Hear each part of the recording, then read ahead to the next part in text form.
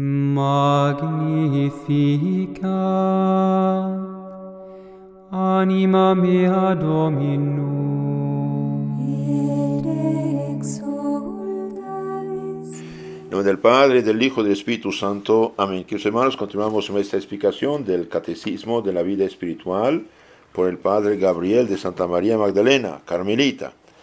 En el capítulo 7 nos habla la Iglesia, sociedad de santificación. Hemos dicho en las charlas anteriores que Dios, Trinidad, Padre y Espíritu Santo, nos santifica y nos dio a su Hijo Jesucristo, Dios encarnado, para redimirnos, salvarnos, dar su vida por nosotros.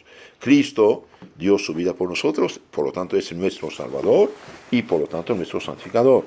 Cristo utiliza a María también como madre, como instrumento suyo para tomar un cuerpo humano, sangre humana, y dar su vida en sacrificio por nosotros. Por lo tanto, María es también colaboradora de Cristo. Pero Cristo tiene otra colaboradora para santificar las almas, salvar las almas, es la Iglesia que Él mismo ha fundado. Entonces, en este catecismo, capítulo 7, hay varias preguntas acerca de la Iglesia, sociedad de santificación. El título es muy bonito, Iglesia, sociedad de santificación. Entonces, no cualquier iglesia, la de Cristo, ¿no? ¿Qué es la Iglesia? La Santa Iglesia, ¿qué es? La Santa Iglesia es la sociedad instituida por Jesucristo para la salvación y santificación de nuestras almas. La iglesia no es la casa de piedra, aunque lo llamamos iglesia también, lugar donde se reúnen. La iglesia primero es la sociedad instituida por Jesucristo para la salvación y santificación de nuestras almas. Y Cristo no tiene iglesias, tiene una. Tú eres Pedro, y sobre esta piedra edificaré mi iglesia. No dijo mis. Entonces, la iglesia, sociedad de salvación y santificación, la que Cristo fundó, una santa católica apostólica, la que tiene 2000 años, y las disque iglesias fundadas por hombres para perder las almas. Ahora, ¿están conscientes o no están conscientes? Esto es otro asunto, pero intoxican a la gente con un evangelio falsificado, predicado a modo de libre examen, cada quien lo que piensa, ¿no? Es falso. ¿Qué intentó Jesucristo, nuestro Señor, al instituir la iglesia? Entonces, ¿cuál es la voluntad de Cristo? ¿Qué quiere Cristo al fundar la iglesia? Al fundar su iglesia, Jesucristo intentó hacer perenne, hacer duradero lo que hizo. Entonces, ¿noten eso importante? Al fundar su iglesia, Jesucristo intentó hacer perenne la obra por él iniciada sobre la tierra, con la que había procurado la salvación y santificación de los hombres, instruyendo y educando a las almas y santificándolas mediante los sacramentos y principalmente su santo sacrificio. Por eso dotó a su iglesia de los poderes necesarios para continuar esta su obra. Entonces Jesús, al instituir la iglesia, intentó hacer perennis, que dura, duradera la obra de salvación que Él ha iniciado, y el fin de la iglesia es comunicar a las almas mediante la predicación del Evangelio para eliminar los obstáculos primero y después los sacramentos, la salvación que ha merecido. Por eso, al subir al cielo, dijo a los apóstoles, y mediante los apóstoles a sus sucesores, papas, obispos, sacerdotes, vayan en todo el mundo, prediquen el Evangelio a todas las naciones, bautícenlas en nombre del Padre, del Hijo y del Espíritu Santo. Pero enseñándoles todo cuanto os he dicho. ¿Y qué dijo? Dijo muchas cosas, pero dijo también, el que no come mi cuerpo, no bebe mi sangre, tiene vida eterna. De ahí la importancia del sacerdocio y de la Santa Misa. Ahora, estos poderes que Cristo dio a los apóstoles, ¿qué hicieron con ellos los apóstoles? Los comunicaron a sus sucesores, ¿sí? Esto también es muy importante. Entonces Cristo no dejó un libro mudo para que cada quien lo robe a la iglesia y se hace pasar por ministro, apóstol de Cristo. No. Cristo dejó las cosas ordenadas. Bien, eh, los apóstoles, dijimos, dejaron lugartenientes. Vamos a seguir ahora con ese tema. Pregunta 3. ¿Son todos los miembros de la iglesia iguales? No. La iglesia es una sociedad jerárquica en la que hay superiores, súbditos y súbditos, precisamente porque Jesús confirió los poderes para continuar su obra, no a todos, sino a personas escogidas por él. Más aún, también entre estas personas existe un doble orden. Por ejemplo, no todos tienen el poder de consagrar la sangre de Cristo. Eso lo dio a los apóstoles nada más. Y los apóstoles lo comunicaron a sus sucesores, los obispos y sacerdotes. ¿Cuáles son las categorías principales en que se dividen los miembros de la iglesia? La primera división, de origen divino, en que se distinguen los miembros de la iglesia, es la de los clérigos y laicos, que equivale poco más o menos a la distinción entre superiores y súbditos. En efecto, los clérigos, los que están oficialmente destinados a los ministerios divinos, esto es, a ejercer las actividades iniciadas por Cristo y por él queridas perennes, o sea, permanentes. Entonces, Cristo dio a los apóstoles el poder de predicar, el poder de bautizar, el poder de consagrar su cuerpo y sangre, el poder de perdonar los pecados, el poder de guiar el rebaño. Estos poderes los apóstoles los comunicaron a sus sucesores, obispos y presbíteros. Por ejemplo, San Pablo dice, Hechos de los Apóstoles 20:28, el Espíritu Santo os puso obispos al frente de la iglesia que Dios conquistó con su sangre. Cuídense de ustedes del rebaño.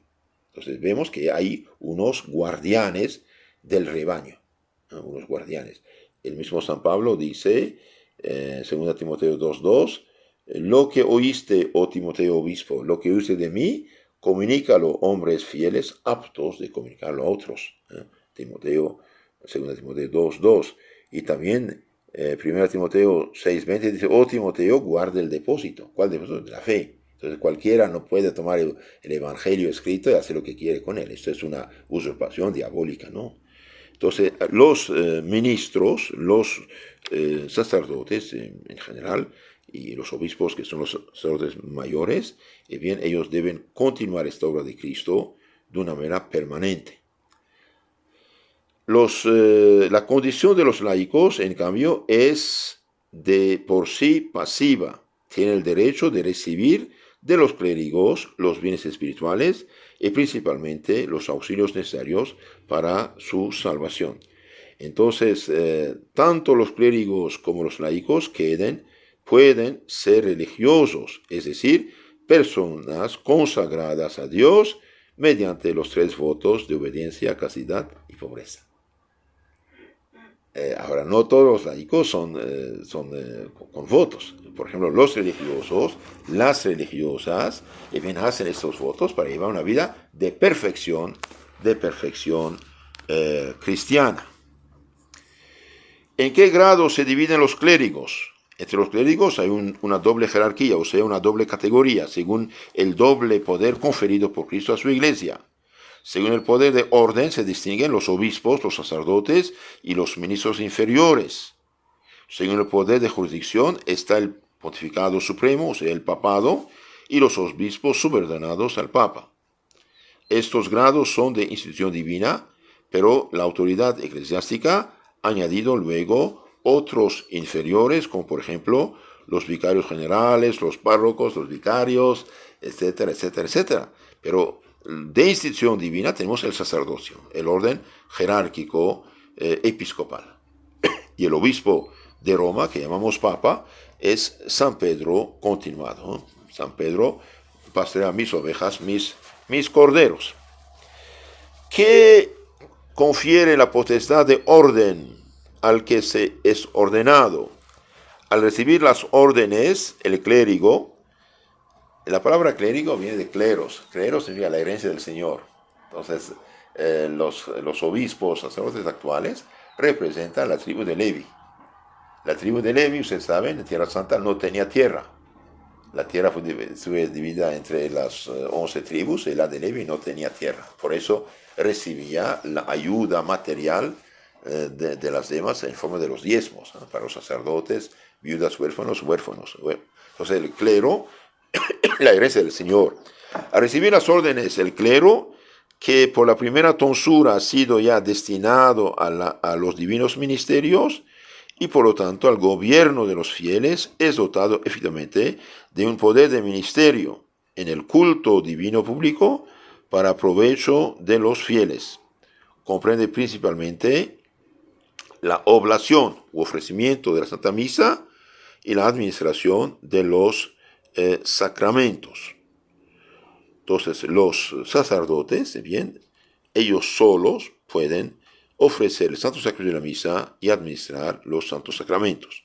Solo los obispos y los sacerdotes pueden, con todo, celebrar la Santa Misa y administrar por oficio los sacramentos. Los demás ministros inferiores, diáconos, subdiáconos, acolitas, exorcistas, porteros, lectores, etc., no hacen más que ayudarles. En las manos de los sacerdotes se concentra, pues, la obra de Cristo, la obra por la que Él, mediante su sacrificio y la actividad sacramental, trae efectivamente su gracia a las almas. Ahora vemos ahí la importancia de fomentar las vocaciones. Entonces, en la mano de los sacerdotes, y el sacerdote mayor es el obispo, está concentrada la obra de Cristo, la obra por la que Él, mediante su sacrificio y la actividad sacramental, comunica efectivamente su gracia a las almas. Si no hay sacerdote, no hay Santa Misa. Y si no hay Santa Misa, el sacrificio que Cristo realizó el Viernes Santo no se actualiza sobre las almas. Cuando uno está en la misa, es como si estuviera delante de la cruz de Cristo. Cristo murió una vez por nosotros, en la cruz es verdad, mereció la salvación, pero en la misa Cristo hace presente los efectos de la Santa Misa, que es sacrificio de adoración, de acción de gracias, de propiciación, pedir perdón a Dios y de petición. Cristo en la misa está con nosotros, por nosotros. Como padre de familia trabaja todo el mes, recibe su quincena y distribuye el dinero entre su esposa y sus hijos. ¿Sí? Entonces, si no hay sacerdote, no hay misa, no hay perdón de los pecados, no hay confirmación, no comunica el Espíritu Santo, etcétera, los santos óleos. Es una catástrofe. Y hoy querer laicizar el sacerdocio, como quieren los modernistas en la iglesia actualmente, es una catástrofe. Si quieren hacerse protestantes, que lo digan, pero no. Quieren quedar católicos por dentro, vaciar el contenido. Bien, entonces, en las manos del sacerdocio, concretamente, fue concentrada esta salvación de Cristo. En efecto, ¿qué dijo Cristo a los apóstoles? Recibir el Espíritu Santo a quienes perdonan los pecados quedan perdonados y a quienes tienen que tener retenidos. Entonces el sacerdote, el día de su ordenación, recibe este poder de perdonar los pecados, de ofrecer el santo sacrificio, etcétera, etcétera. ¿Qué se entiende por poder de jurisdicción? Otra noción importante. Bien, el poder de jurisdicción es el poder de gobernar la iglesia.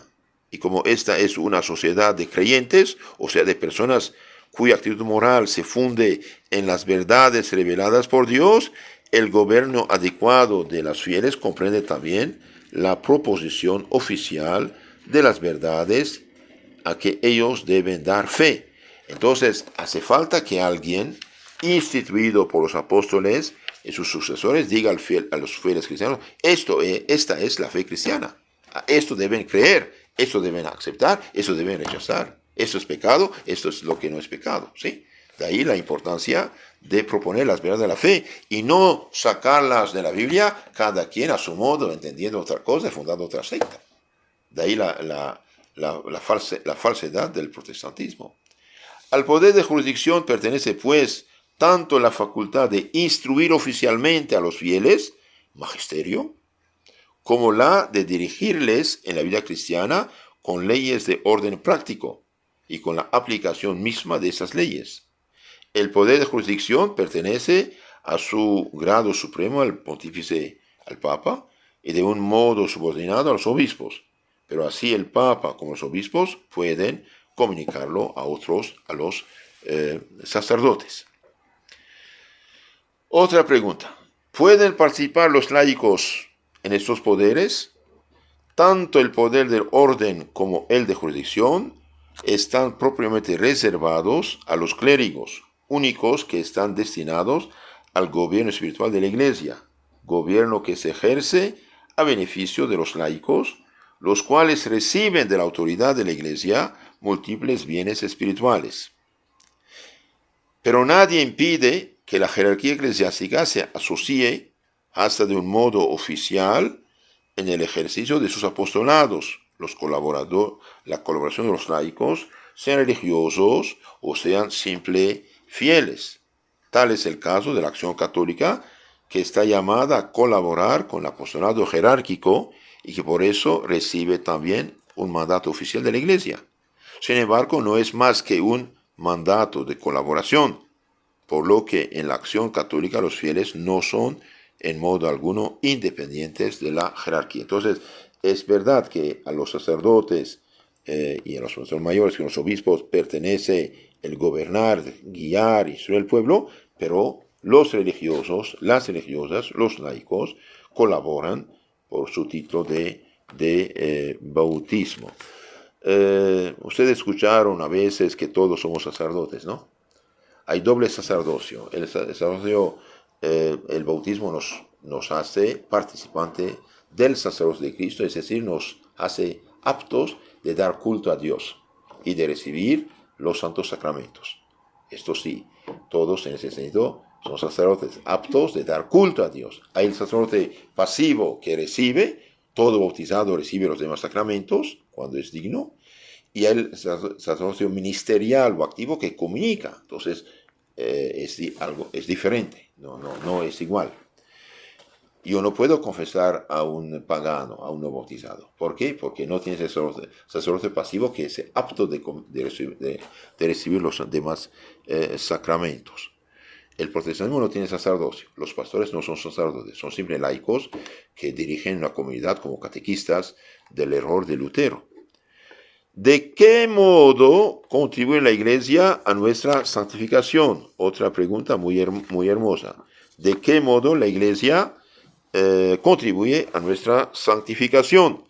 Bien, la Iglesia contribuye a nuestra salvación y santificación no solo en cuanto mediante la oblación de la Santa Misa, perpetua entre nosotros el sacrificio de Cristo en la cruz, fuente originaria de la gracia que continúa fluyendo sobre nuestros altares, sino también porque mediante los sagrados ministros ofrece y distribuye a los fieles de continuo los grandes remedios externos de santificación, que son los sacramentos, la doctrina sagrada y la dirección o educación de las almas. Entonces, la Iglesia contribuye a nuestra salvación y a nuestra santificación de dos modos. Uno, mediante la Santa Misa. Dos, mediante los santos sacramentos. La doctrina, enseñanza, y dirección y educación de las almas. Uno, dijimos, mediante la misa. ¿Por qué? Porque la misa perpetúa entre nosotros el sacrificio de Cristo en la cruz, fuente originaria de la gracia que continúa fluyendo sobre nuestros altares. Entonces, es muy importante de tener la Santa Misa. ¿Por qué? Porque la misa, que es el sacrificio de la cruz, es fuente, origen de la gracia. ¿De dónde viene el perdón de los pecados? Del sacrificio de Cristo. ¿De dónde viene la misericordia de Dios, perdón de Dios? Del sacrificio de Cristo. Y ese sacrificio de Cristo sigue actualizado en la Santa Misa. Y de ahí continúa fluyendo sobre nuestros altares la gracia, el perdón. El sacerdote en la misa reza por sí mismo, reza por los presentes y reza por todos los fieles cristianos vivos y difuntos. Y pide a Dios misericordia por toda la humanidad. Cristo en la misa, más bien, reza con nosotros y por nosotros y ofrece a Dios Padre nuestras plegarias. Y aleja de nosotros también la ira, maldición de Dios que merece nuestros pecados. Entonces la iglesia sigue santificándonos mediante el santo sacrificio, que es el tesoro más grande que tenemos, y también sigue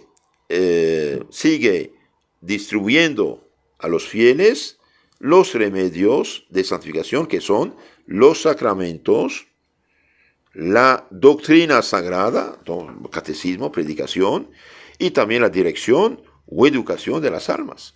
Cuando una persona va a consultar a un sacerdote, bien, allí recibe luz para ver claramente las cosas en su alma. La iglesia hace todo esto no por sí sola, sino en íntima unión con Cristo, que se sirve de ella para continuar su obra, a la cual contribuye él perennemente de un modo personal, ofreciéndose a sí mismo en sacrificio, intercediendo por nosotros ante el trono del Padre Celestial, iluminando nuestras almas y derramando en ellas su gracia. Este último párrafo es muy hermoso también, es muy rico. Entonces la iglesia hace todo esto no por sí sola, sino en íntima unión con Cristo, que Cristo se sirve de la iglesia, noten esto, Cristo se sirve de la iglesia para continuar su obra de salvación. Entonces, destruir la iglesia católica es un crimen contra Cristo. Cristo se sirve de la iglesia para continuar su obra de salvación. Cristo contribuye de un modo personal, ofreciéndose a sí mismo en sacrificio. Pero si no hay sacerdote, no se ofrece el sacrificio. Ofreciéndose a sí mismo en sacrificio, intercediendo por nosotros ante el trono del Padre Celestial, iluminando nuestras almas y derramando en ellas su santa gracia. Ahora el protestante dice, todo eso lo hace automáticamente, directamente. Bien, pero él dijo otra cosa. El que no come mi cuerpo, no bebe mi sangre, no tiene vida eterna. Entonces, para tener el cuerpo de Cristo hace falta un sacerdote.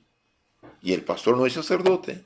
Es un simple laico que se hace pasar por ministro inventado, que no agrada a Dios. Y es un engaño.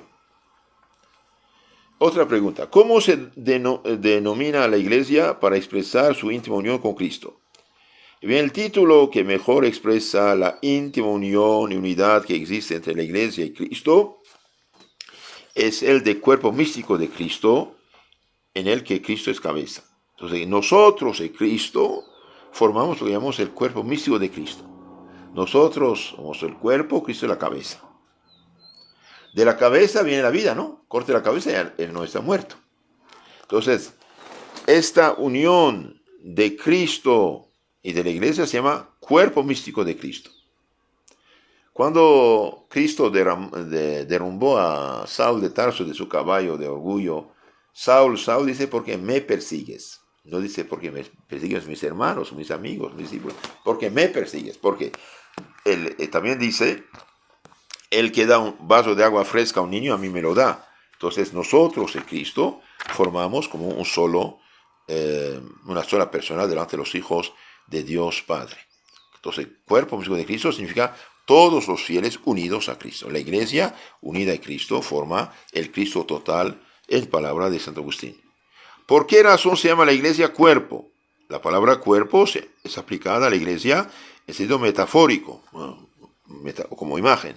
E indica que no es una sociedad cualquiera, sino una sociedad perfecta y orgánica, como resulta de su constitución jerárquica, armónicamente ordenada y pertrechada de todos los medios necesarios para el conseguimiento de su altísimo fin, que es no solamente la salvación, sino también la santificación de las almas. Entonces, Entonces la iglesia es un cuerpo no solamente un brazo, corta un brazo, muere, se pudre. El cuerpo, todos los miembros están ¿cómo se llama? Unidos y vivificados por el alma, ¿sí? Así la iglesia, cuerpo, tiene un alma que la anima, que la mantiene viviente y unida, es el Espíritu Santo, el amor divino, ¿sí? Ahora la iglesia, siendo cuerpo, es instrumento de Dios para salvación y santificación de las almas. Salvación y santificación de las almas. ¿Por qué se ha llamado Cristo cabeza de este cuerpo? Se llama a Cristo cabeza de esa sociedad perfecta y orgánica, ante todo porque la fundó Él y también porque actualmente es Él su sustentador, es decir, vivificador. En su misma vida, en efecto, depende la iglesia actualmente de Cristo, no solo porque todos los poderes de que dispone para el sostenimiento y desarrollo de su vida le han sido conferidos por Cristo, sino también porque Cristo ininterrumpidamente y con acción personal infunde en ella la vida sobrenatural de que viva. Entonces Cristo es cabeza porque la mantiene viva, la mantiene unida, y de Él viene la santificación que la iglesia difunde, comunica a sus hijos. Otra pregunta muy interesante: ¿de qué modo vivifica Cristo a su iglesia? A fin de vivificar a su iglesia, no solo infunde Cristo en las almas que son miembros de ella su vida y su gracia, sino que envía a su iglesia su propio Espíritu Santo, que le mereció muriendo en la cruz, para que en ella more y habite, y la dirija en su actividad ordenada a procurar la gloria de la Trinidad Santísima mediante la salvación y la santificación de las almas. Cuando las almas se santifican, bien, Dios es glorificado. Dios quiere la salvación de todos. Y Dios mandó su Espíritu Santo a su iglesia para que fuera como su alma. Por eso a este Espíritu Santo, que debe guiar y unificar la actividad de la iglesia, le llama la antigua tradición patrística alma de la iglesia. Un día un pastor protestante me dijo: mire padre, lo que yo amo en la iglesia católica es la unidad. Mire, son más de 1.300 millones de católicos, y bien, están unidos, un solo papa, una sola iglesia, un solo credo. Y nosotros los protestantes estamos divididos. Yo pensando después de lo que dijo, me dije: es normal. Si están divididos porque no tienen el Espíritu Santo. Usted pone ahí 100 papas juntas, pongan un costal, quedan unidas. Destruye el costal, pues cada quien va por un lado. ¿Sí? Entonces, el Espíritu Santo de Cristo mantiene la unidad en la iglesia. Por eso los santos padres lo llaman el alma de la iglesia. Entonces, Cristo vivifica a su iglesia, no solo infunde las almas que son miembros de la iglesia su vida, su gracia, sino también comunica a su Espíritu Santo, que lo mantiene unidos en el amor, en la caridad, en la fe. Por eso es un crimen que no tiene perdón el que funda una secta, el que hace cisma, el que hace una iglesia falsa contra la iglesia de Cristo. Es un pecado gravísimo, es un pecado gravísimo. Otra pregunta: ¿la denominación alma de la iglesia refiere al Espíritu Santo está escogida con propiedad? Pues que el alma es en el cuerpo principio de vida, edificante unidad. Muy bien, se llama el Espíritu Santo alma de la iglesia, por ser no solo el principio de vida, que la dirige adecuadamente hacia su meta eterna, sino también por residir todo entero en la cabeza, todo entero en el cuerpo y todo entero en cada uno de los miembros. Además de esta presencia del Espíritu Santo en todas las partes del cuerpo místico, que comprende la cabeza y el cuerpo, resulta una admirable unión de todas las partes del cuerpo entre sí y con su excelsa cabeza, que es Cristo. Unión misteriosa que tiene también por objeto asemejar los miembros a la cabeza y hacer de ellos objeto de las complacencias del Padre Celestial. El Espíritu Santo, en efecto, es comunicado a la Iglesia con efusión copiosísima, abundante, para que sus miembros se vayan día a día haciendo cada vez más semejantes al Redentor. Entonces, Dios Padre y Espíritu Santo, Dios Padre y Hijo, por su amor divino sustancial, que Espíritu Santo nos santifica, nos unen y nos hace amar unos a otros para quedar unidos y santificarnos. Y por el Espíritu Santo también se expulsa el pecado. Al recibir el Espíritu Santo, a quienes los pecados quedan perdonados. ¿Hay pues una unidad particular en la Iglesia de Cristo? Y bien, sí, en la Iglesia de Cristo la unidad se produce no solo por la común ordenación de todos los miembros al mismo fin, como en todas las demás sociedades, sino también por la presencia en ella y en sus miembros de un mismo principio de vida, el cual no es otro que el Espíritu Santo, quien juntamente con Cristo difunde en las almas la luz sobrenatural y la santidad, o sea, la gracia. Entonces se atribuye a Dios Padre la creación, al Hijo la redención, al Espíritu Santo la santificación, pero concretamente es la Santa Trinidad que nos comunica la luz, que comunica la santidad, o sea, la gracia. La unidad que articula el cuerpo místico no es, por lo tanto, una mera unión moral, como la que resulta de la tendencia común a un mismo y único fin. No se ha de confundir tampoco con la unión física de un cuerpo material, porque las partes unidas están todas dotadas de su propia subsistencia y personalidad. Esta unidad se llama mística, producida por un principio misterioso y escondido.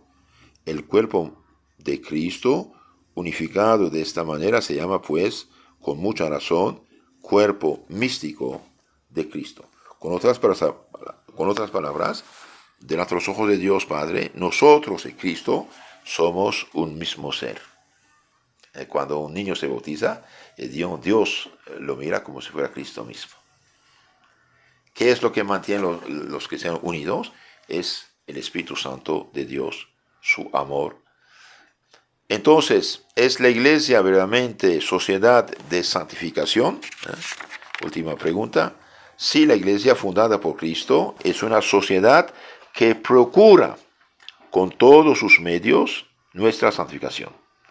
Y eso no solo porque mediante sus ministros, sacerdotes, renueva de continuo la oblación del sacrificio de Cristo, fuente de toda gracia, y distribuye a los fieles los medios externos de santidad, sino también porque en ella aletea el Espíritu Santo, el Espíritu que encamina adecuadamente las almas hacia la santidad. Cristo, su cabeza, derrama en ella de continuo la luz en la gracia de que depende inmediatamente la obra de nuestra santificación, mandándonos Él mismo, el Espíritu Santo, cuya asistencia nos mereció en la cruz. Por lo tanto, en el seno de la Iglesia vivimos en las condiciones más propicias para obrar nuestra santificación y por tanto salvación. Debemos pues procurárnoslas con su auxilio y bajo su dirección, y no de otro modo fundando una disque iglesia que no tiene nada que ver con Cristo. Entonces, la iglesia sí es sociedad de santificación.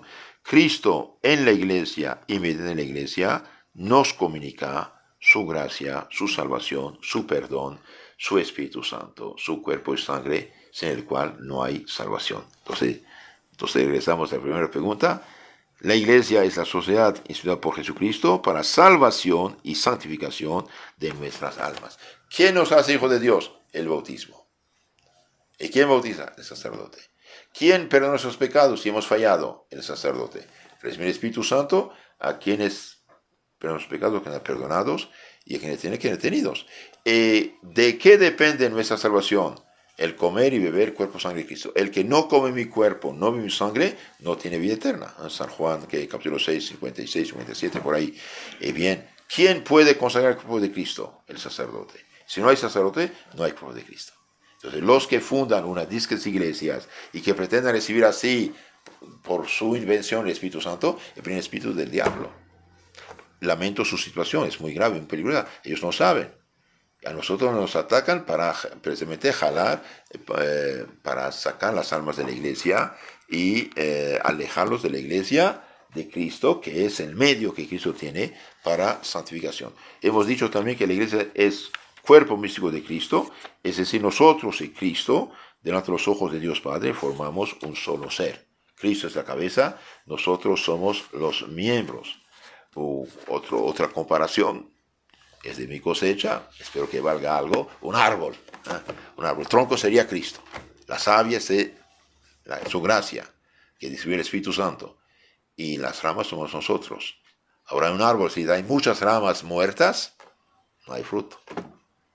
Pero la diferencia entre el árbol con ramas muertas y el árbol que es la iglesia, digamos, nosotros ramas, las ramas que son las personas pueden revertir por el perdón de los pecados y salvarse. Entonces, seamos cristianos de veras, amemos a nuestra iglesia. Con otras palabras, Bossuet, un gran predicador, obispo de Francia, decía, la iglesia es Cristo continuado. Entonces, continuemos a amar nuestra madre la iglesia, defender nuestra iglesia y dar honor a nuestra iglesia, llevando una vida santa y cristiana. Magnificat anima mea Dominum. Id exsultat